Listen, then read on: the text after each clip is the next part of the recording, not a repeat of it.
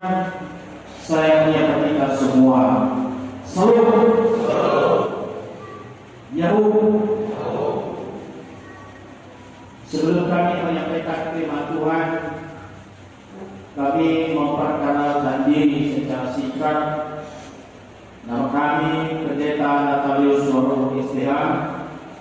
Kami melayani di Bandung Barat atau di Jemaat Bandung Barat yang bulan November ini kami genap 2 tahun pada tanggal 6, dan kami berasal dari Kecamatan Purwajuba, Kabupaten Nias Selatan. Kami sudah mempunyai istri dan kami sedang melayani di Bandung Barat pada saat ini. Demikian perkenalan singkat. Kiranya nanti kalau ada yang perlu ditanya tidak masalah, kita bisa bercakap-cakap setelah selesai ibadah. Bapak Ibu yang kami kasih dalam nama Tuhan kita Yesus Kristus, Jemaat BNKP Bogor yang dulu kami kenal mulai dari 2004 dan sekarang sudah menjadi semakin luar biasa. Amin. Kita berdoa lagi supaya jemaat ini menjadi lebih besar bertumbuh di dalam Tuhan. Terlebih juga di dalam firman Tuhan pada saat ini telah diberikan sebuah tema bagi kita, yaitu ibadah yang sejati. Sekali lagi, ibadah yang sejati atau bahasa daerah Nias famoso manita somasi doa. Sebelum kami memasuki mengenai renungan kita pada hari ini atau Bapak, dulu ada seorang penginjil yang dari Jerman, dia pergi ke India. Ketika ia pergi di India, dia sudah mengambil komitmen bahwa saya mau mengikut Tuhan, memberitakan Injil di sana. Tetapi setelah ia sampai di sana, Bapak Ibu, apa yang terjadi? Adat istiadat, kebiasaan mereka di sana begitu kental, dan itu akan sangat susah untuk diberi pemahaman yang baru. Di mana di sana ada kebiasaan kalau suami meninggal, maka istri harus dibakar supaya bisa bersama-sama dengan suaminya. Karena itulah yang menjadi paham mereka, bahwa ketika mereka sudah meninggal, maka hikmat itu dijalankan.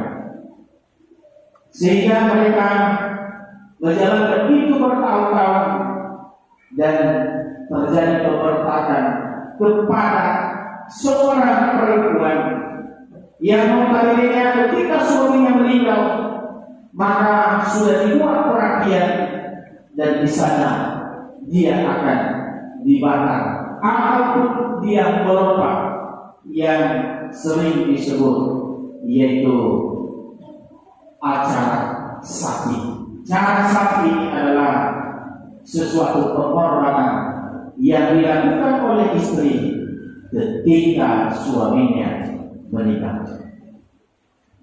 Tetapi adil dia hanya adil.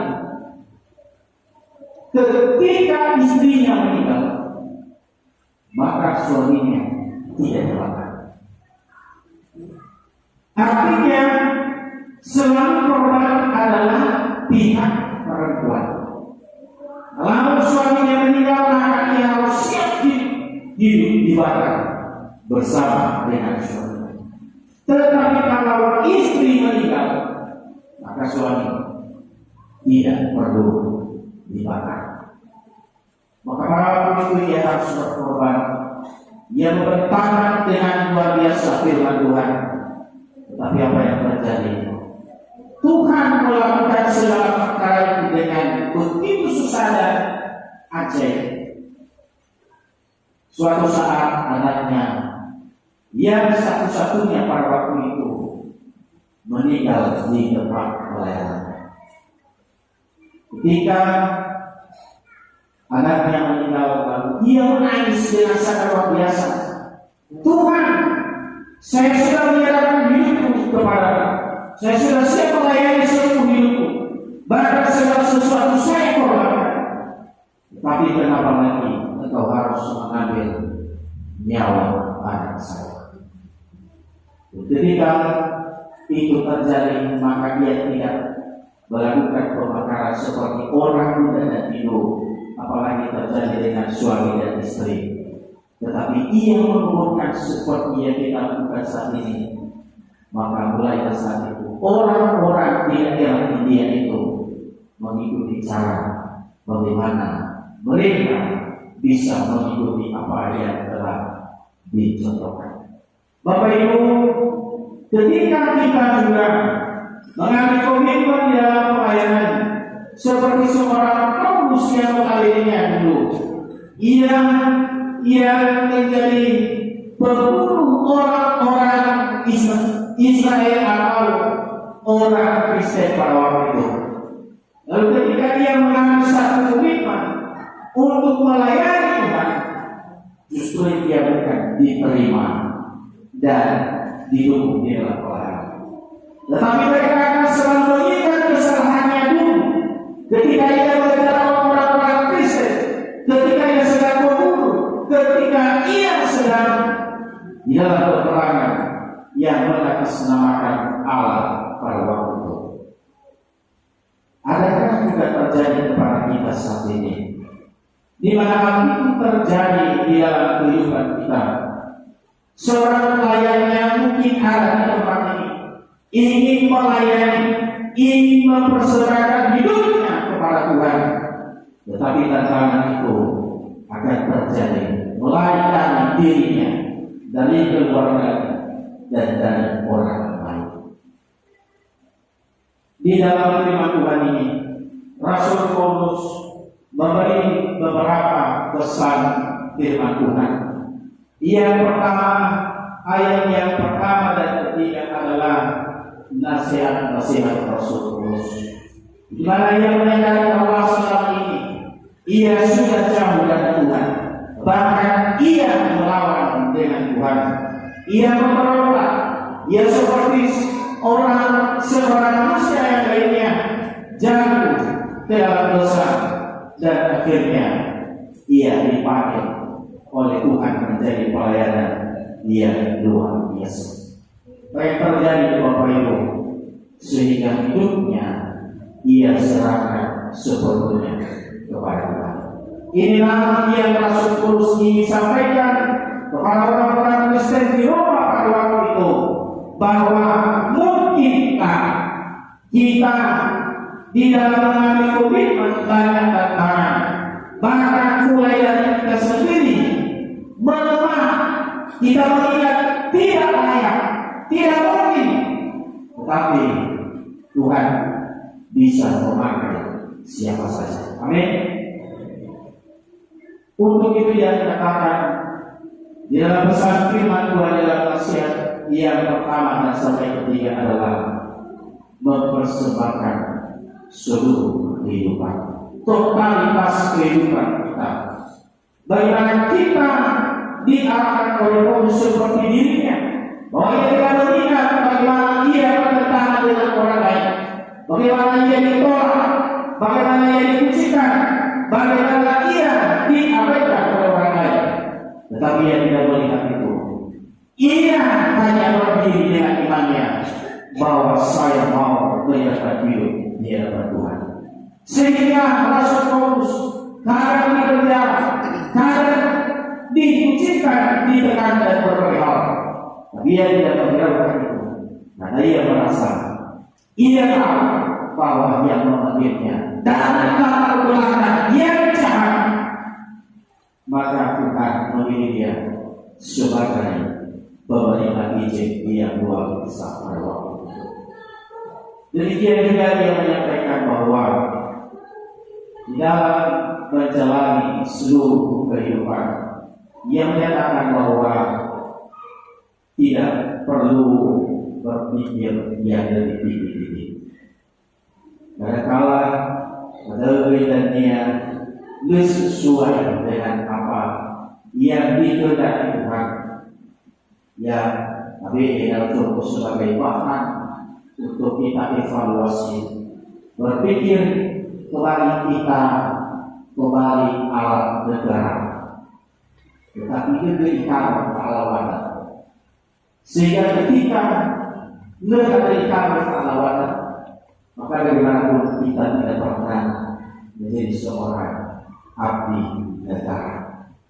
Demikian juga di dalam kehidupan kita, ia menyampaikan bahwa kamu harus berpikir sedemikian rupa, kamu bisa membedakan mana yang baik, mana kehendak Allah, dan mana yang sempurna. Menjadi pertanyaannya, kita sudah tahu itu, dan kenapa kita harus melanggar firman Tuhan? Ini adalah bagaimana tantangan kita di dalam mengambil komitmen di dalam hidup bersama dengan Tuhan. Kadang-kadang kita jatuh mulai dari kita sendiri, kadang-kadang kita harus jatuh mulai dari orang lain, dari keluarga dan dari lingkungan kita.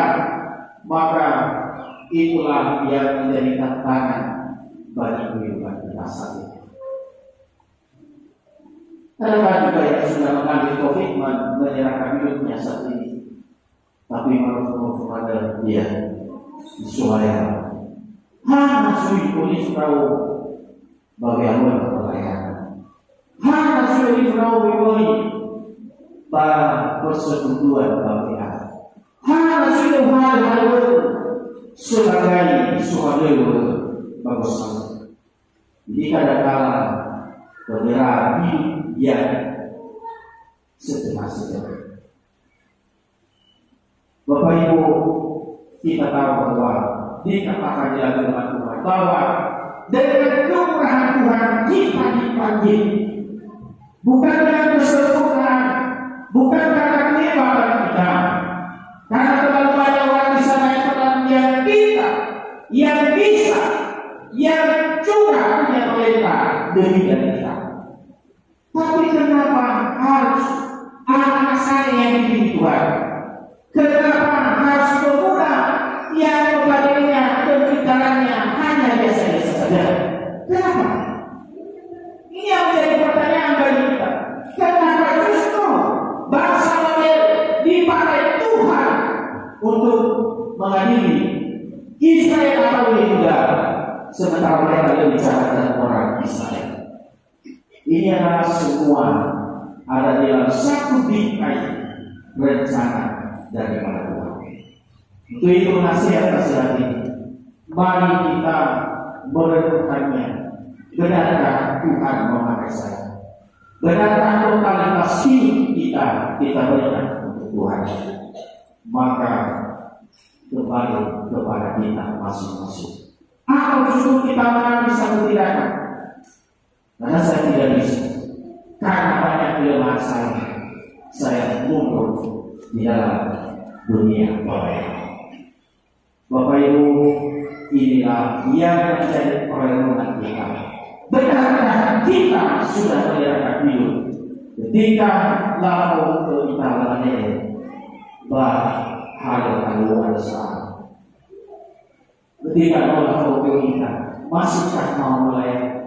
Bukankah kami sudah difakai di Tuhan, lalu sebagai satu orang Kristus, di masa itu aku 5 tahun saya pun sebagai satu orang Kristus.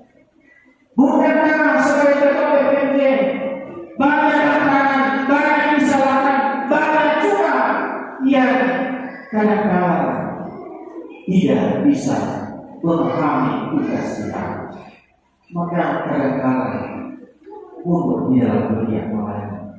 Seorang pemuda ketika tidak banyak anggota yang dia miliki, dia punya sesuatu kuasa dari maka ini masih ada ilmu masih yang penting daripada gagal pelayanan lebih baik saya mau.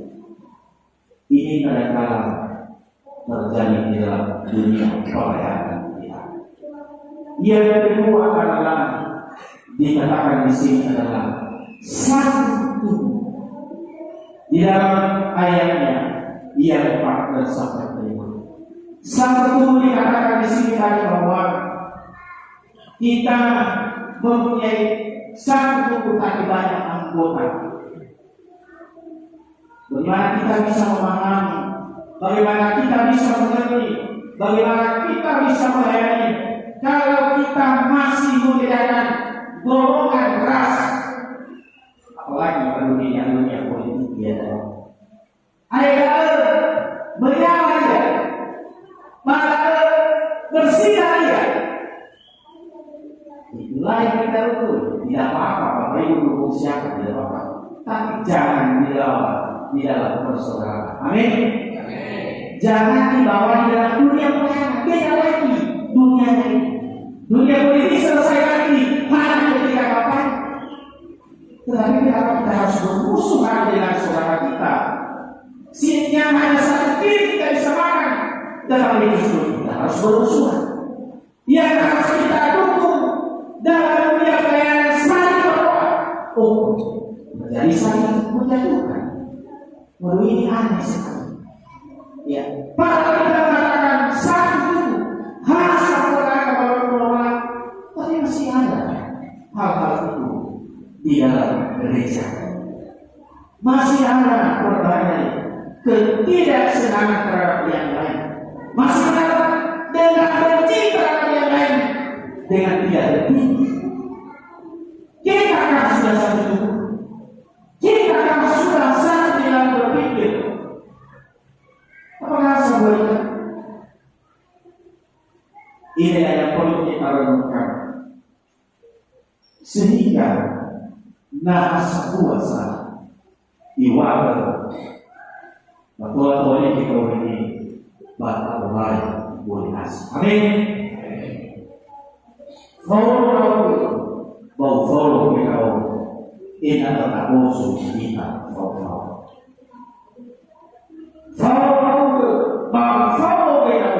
Sehingga apa satu ini adalah fakir yang berhasil. Karena perkataan ini memecah belah segala organisasi yang ada di dalam gereja. Kalau kembali kau bermasuk, sehingga ia berlaku. Innahu kembali semua. Era bersama orang-orang. Dia memfahamkan beri susunya dari bangsa baru. Yaitu oleh yang awal dia semua ini Yaudah al-Fusyatu. Letakkan bukti ifabali kita hanya gara-gara politik. Letakkan bukti ifabali kita hanya gara-gara bisnis. Letakkan bukti ifabali kita hanya gara-gara tugas. Jadi kadang-kadang ini terlalu kita menampakkan saya ketuanya, saya sekretarisnya. Mohon maaf dari kepada saya. Amin. Saya berharap dari kadang-kadang tidak teratur banyak hal. You ketua. You harus sekretaris. You harus maka semuanya tidak tertata lagi. Yang ada adalah kita tidak senang terhadap yang lain dan lalu kadang-kadang tetapi kalau kita satu dia membuat orang lain bisa senang, kita usahakan senang. Kalau dia sedang bersedih, kita berdoa bergantikan untuk saling menguatkan satu dengan yang lain. Bukankah terlalu banyak tantangan di dalam pelayanan? Bukankah terlalu banyak bagaimana bagi kita untuk melayani? Kita lihat bahwa suara disuruh menunggu hati halu malah halu. Tapi walau kadang-kadang, tetapi walau lagi, ufodai orang kita malah tahu waktu itu, badai dan kami dalam waktu itu. keraguan kita di dalam melayani, mulai dari diri sendiri, sehingga tidak berbuat hasil yang baik. Yang ketiga adalah dia mengatakan bahwa ada kesatuan secara rohani. Kesatuan secara rohani, dia mengatakan bahwa ada berbagai hal terlihat di sana. Ada berbagai hal potensi yang ada di sana. Menjadi pertanyaannya, potensi itu berguna untuk kemajuan bersama atau justru sebaliknya? Tadi ada seperti ini hari dari bagaimana saya bulan siun daya mati nanti jika dia tidak aman sekali sama Allah. Ya, aman itu semua ini. Dari dia semua dari akan hero dunia pelayan. Inikah yang namanya pelayanan kita. Melayani waktu kalau ada karunia melayani, baiklah ia melayani. Kalau ada karunia untuk mengajar, baiklah ia mengajar, karena ia akan mentransfer ilmu yang ada padanya, dan orang lain sangat bisa bahkan lebih dari dunia. Lebih baik. Berilah seorang Allah Subhanahu jangan diambil kita, ambil kelompok, ambil kita. Tidak seperti itu. Tetapi berikan itu untuk kemuliaan nama Tuhan. Amin.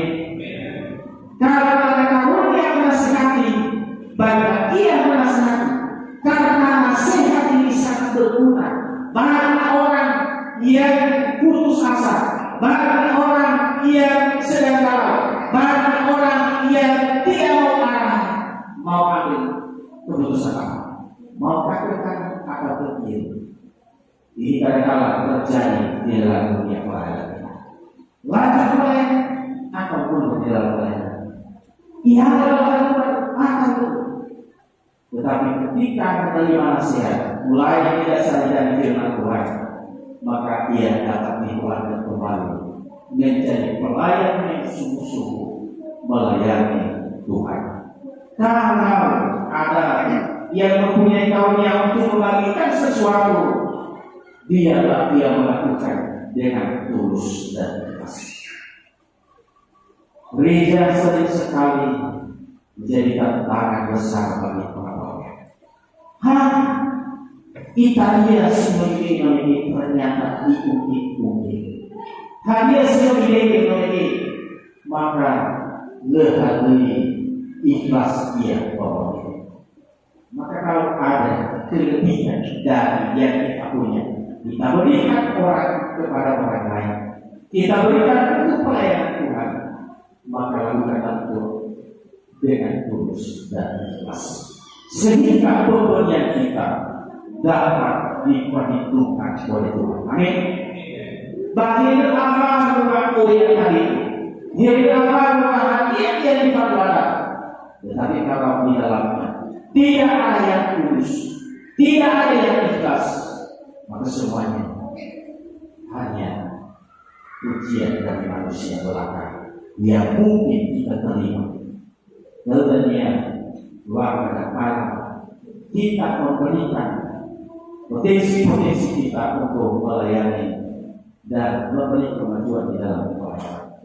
Memberi pimpinan, dia lagi yang melakukannya dengan rajin. Rajin. Ini kadang-kadang kerajinan ini diuji oleh Tuhan ketika kita diberi tugas yang berat. Ketika kita diberi tugas yang mungkin juga sepele atau tidak terlalu berat, maka bagaimana kerajinan kita? Bagaimana kita bisa memberi contoh dengan kerajinan? Kita lihat kalau mendengar mudah-mudahan terjadi di area Jabodetabek. Tapi kebiasaan kembali nabawan, natawar, bersih, siwa. Kami nasundannya atau makfulu, makfulu, batola bersih efek. Bagaimana kedisiplinan kita di dalam gereja? Nah, ini harus diberi peluang kepada pelayan di dalam hati. Amin. Karena kadang-kadang justru kalau pelayan memberitahu, mengingatkan, dia tidak disenangkan. Oh, ini pelayan ini terlalu maju. Dia tidak tahu kebiasaan kita di sini. Nah, ini lagi kita tidak maju. Karena kalau kita sudah beritahu, maka dia tersinggung dan dia cari cara untuk menjatuhkan. Itu kan pelayan kita, itu kan gereja kita, itu kan DPP yang selalu kita tidak DPP maju setara dengan gereja besar yang lain. Ini yang perlu kita tiru. Kita tiru kepada alat-alat negara. Bagaimana mereka itu harus dididik dengan kerajinan, harus diarahkan dengan pengalaman mereka, harus mengikuti seperti yang dikatakan Paulus. Dia tidak sembarangan menipu, dia tidak sembarangan melakukan sesuatu, tetapi dia tahu bahwa harus mengenal dengan sesama para dengan Tuhan. Bapak Ibu yang kami kasih di dalam nama Tuhan kita Yesus Kristus, inilah kehidupan kita saat ini. Mari kita serahkan sepenuhnya kepada Tuhan di dalam lapang pelakang yang berbeda, ras yang berbeda, dan segala perbedaan yang kita miliki masing-masing. Menjadi perenungan kita, kalau kita sudah bersatu, kalau kita sudah menggunakan karunia itu dengan baik, gereja kita tidak ada lagi fakta. Amin. Gereja kita bukan tempat saling menjatuhkan. Gereja kita bukan tempat untuk saling bermusuhan. Gereja kita bukan tempat untuk menunjukkan kehebatan dan kepiawaian kita. Itu bukan. Tidak ada apa-apa yang dia lakukan. Tetapi apa yang kita mampu, apa yang kita bisa berikanlah itu dengan tulus dan ikhlas kepada Tuhan. Walaupun tidak seberapa, tidak harus habis, harus tadi pelayanan dari komunitas saya. Maka datang dulu ke dia dan maafkan. Kita tidak beri langsung dan jika dua jemaah, jika dua puluh, ini kita. Kembali lagi yang betul. Itu kan hubungan kita. Itu kayak kita mau maju. Tapi kenapa pemimpin harus dijatuhkan? Kenapa pemimpin kita harus dipecahkan? Ini yang perlu kita pikirkan bersama. Di mana Tuhan sudah meminta kita untuk memberi totalitas hidup kita masing-masing. Sehingga kita bergagas bahasa itu itu, maka terus kata itu menjadi kemudahan. Amin. Bersyukur hari ini kita telah belok iwal apa kembali pada orang larang kalau saudara laki-laki membelok karena ulivu menjadi jika itu ulivu yang menjadi orang jika berada maka pas kita maju dalam dia sesuatu itu bukan tempat kita di dalam gereja. Bapak Ibu yang kami kasihi, meskipun bakal lima menit perpecahan gereja ini kadang-kadang itu menjadi satu kemajuan gereja. Mungkin kalau hanya tempat satu, mungkin tidak seperti isi pelayanan rasanya. Mari kita juga memahami bahwa sekalipun perkembangan gereja itu adalah terjadi pemekaran, maka kalau itu terjadi, mestinya kita harus berkomunikasi dengan Tuhan. Sudah siapkah kami dengan dua jemaat kami? Beliau mengenai Bapak sanggup karena terlalu banyak kapasitas. Lebih baik minum kepada Tuhan. Bahkan baik lebih baik harus kita dua kali kebahagiaan dan lebih langsung dengan cara yang jauh. Maka kita harus memaklumi bahwa kita bukan berjalan tetapi mengembang pelayanan. Amin. Karena zina harus terpahami bersama. Kalau ada kita bergagas yang sudah sakit, nomor korban masih normal, bisa dihukum. Tidak, tapi masuk ke amin.